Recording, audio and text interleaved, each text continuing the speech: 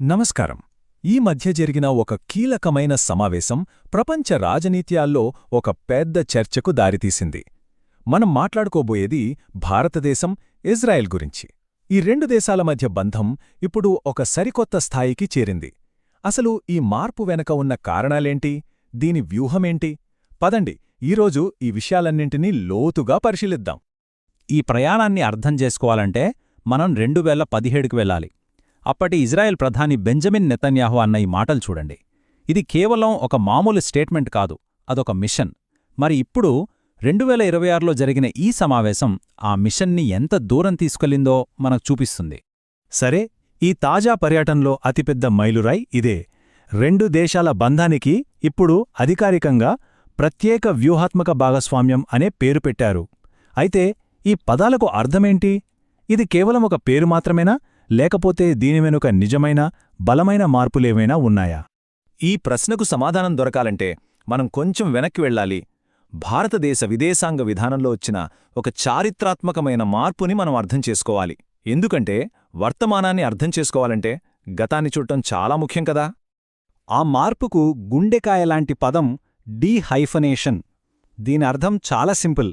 ఇంతకుముందు భారతదేశం, ఇజ్రాయెల్, పాలస్తీనాలను ఎప్పుడూ కలిపే చూసేది. ఒకరితో దగ్గరైతే ఇంకొకరితో దూరం పెరుగుతుందనే భావన ఉండేది. కాని ఈ డీహైఫనేషన్ పాలసీ ఆ పాత పద్ధతిని పూర్తిగా మార్చేసింది. ఇజ్రాయెల్తో మన బంధం వేరు, పాలస్తీనాతో మన బంధం వేరు అని చాలా స్పష్టంగా చెప్పింది. ఈ మార్పు ఒక్కరోజులో వచ్చింది కాదు. ఈ టైంలైన్ చూడండి. 1947లో పాలస్తీనా విభజనను వ్యతిరేకించిన మనం కొన్ని దశాబ్దాల తర్వాత 1992లో ఇజ్రాయెల్తో పూర్తి దౌత్య సంబంధాలను మొదలుపెట్టాం. కాని అసలైన గేమ్ చేంజర్ మాత్రం 2017లో వచ్చింది. చరిత్రలో మొట్టమొదటిసారిగా ఒక భారత ప్రధాని కేవలం ఇజ్రాయెల్ను మాత్రమే సందర్శించారు, పాలస్తీనాకి వెళ్లకుండా. ఇది భారతదేశ స్వతంత్ర విదేశాంగ విధానానికి ఒక బలమైన సంకేతం. ఇక ఇప్పుడు 2026 నాటికి ఆ బంధం అత్యున్నత స్థాయికి చేరింది. అయితే నాణ్యానికి ఇంకో వైపు కూడా ఉంటుంది గదా.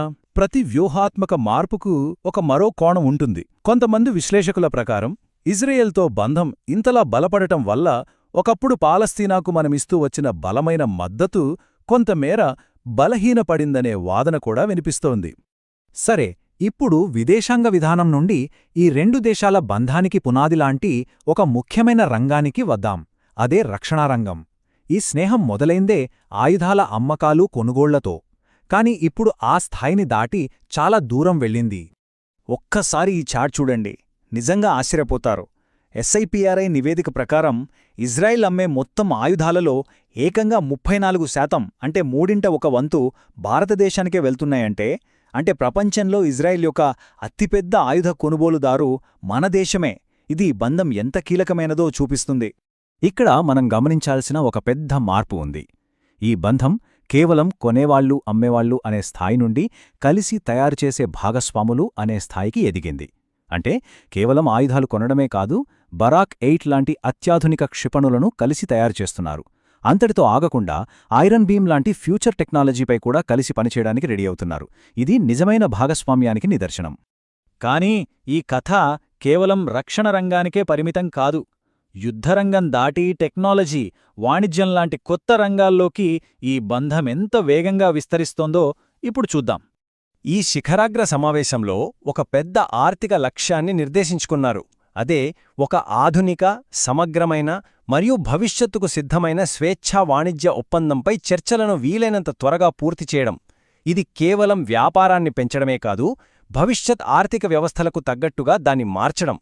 ఈ అంకెలు చూడండి. 1992లో కేవలం $200 మిలియన్ ఉన్న వ్యాపారం ఇప్పుడు ఏకంగా $6 బిలియన్ దాటింది. ఒక్కసారి ఊహించండి, దాదాపు 30 రెట్ల పెరుగుదల. ఇది ఈ ఆర్థిక బంధం ఎంత వేగంగా, ఎంత బలంగా ఎదుగుతోందో చెప్పడానికి ఇంతకన్నా మంచి ఉదాహరణ అవసరం లేదు. 2026 సమావేశంలో ఒకటా రెండా ఒప్పందాల వర్షం కురిసింది అని చెప్పొచ్చు. ఈ టేబుల్ చూస్తే ఆ వైవిధ్యం మనకు స్పష్టంగా కనిపిస్తుంది. ఆర్టిఫిషియల్ ఇంటెలిజెన్స్ నుండి వ్యవసాయంలో ఆవిష్కరణల వరకు, UPI పేమెంట్స్ నుండి కార్మికుల వలసల వరకు, భవిష్యత్తుకు సంబంధించిన ప్రతి కీలక రంగంలోనూ సహకారం మొదలైంది. ఈ టెక్నాలజీ బంధానికి ఒక ప్రాక్టికల్ ఉదాహరణ చూద్దాం. మనందరికీ తెలిసిన UPIని ఇజ్రాయెల్ యొక్క మాసవ్ పేమెంట్ సిస్టంతో కలపబోతున్నారు. దీనివల్ల లాభమేంటంటారా? చాలా సింపుల్. రెండు దేశాల మధ్య డబ్బు పంపడం, తీసుకోవడం చాలా వేగంగా, సులువుగా అయిపోతుంది. ఇది టెక్నాలజీ ద్వారా ప్రజల జీవితాలను సులభతరం చేసే ఒక గొప్ప ముందడుగు. ఈ భాగస్వామ్యం కేవలం పెద్ద పెద్ద ఒప్పందాలకే పరిమితం కాదు. ఇది సామాన్య ప్రజల జీవితాలను కూడా ప్రభావితం చేస్తోంది. ఇజ్రాయెల్లో మన కార్మికులకు కొత్త అవకాశాలు రావటం, ఇజ్రాయెల్ టెక్నాలజీతో మన దేశంలో లక్షలాది మంది రైతులకు ఆధునిక వ్యవసాయంలో శిక్షణ అందటం, నీటి సమస్యలకు కొత్త పరిష్కారాలు దొరకడం, ఇవన్నీ ఈ బంధం యొక్క అసలైన ఫలితాలు. సరే, ఇప్పటిదాకా మనం రక్షణ, వాణిజ్యం, టెక్నాలజీ ఇలా వేర్వేరు అంశాలను చూసాం. ఇప్పుడు కొంచెం జూమౌట్ చేసి ఆ పెద్ద చిత్రాన్ని చూద్దాం. అసలు ఈ భాగస్వామ్యం పశ్చిమాసియా రాజకీయాలపై ఎలాంటి ప్రభావం చూపించబోతోంది? సో ఈ మొత్తం విశ్లేషణ నుండి మనం గుర్తుపెట్టుకోవాల్సిన ముఖ్యమైన పాయింట్స్ ఏంటంటే, 1. ఈ స్నేహం ఇప్పుడు అనేక రంగాలకు విస్తరించింది. 2. ఇది కేవలం రక్షణకే పరిమితం కాదు, టెక్నాలజీ నుండి ఆర్థికం వరకు వ్యాపించింది. 3. పశ్చిమాసియాలో భారతదేశం ఒక కీలక శక్తిగా ఎదుగుతోంది. ఇక 4.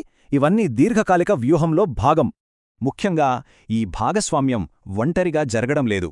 ఇది I2U2 అంటే ఇండియా, ఇజ్రాయెల్, యుఏఈ, యుఎస్ఏ దేశాల కూటమి, అలాగే India, middle east, Europe economic corridor అంటే IMEC లాంటి పెద్ద అంతర్జాతీయ ప్రాజెక్టులలో ఒక ముఖ్యమైన భాగం. ఇవన్నీ కలిసి ఆసియా, పశ్చిమాసియా మరియు యూరోప్ని కలిపే కొత్త వాణిజ్య మార్గాలను నిర్మించే ఒక పెద్ద ప్రయత్నం. ముగించే ముందు ఒక ఆలోచింపజేసే ప్రశ్నతో ఈ విశ్లేషణను ముగిద్దాం. ఈ భాగస్వామ్యం ఇలాగే బలపడుతూ పోతే నిరంతరం అస్థిరంగా ఉండే పశ్చిమాసియాలో అధికార సమీకరణాలను ఇది ఎలా మార్చబోతోంది? భవిష్యత్తులో దీని పర్యవసానాలు ఎలా ఉండబోతున్నాయి? దీని గురించి ఆలోచించండి.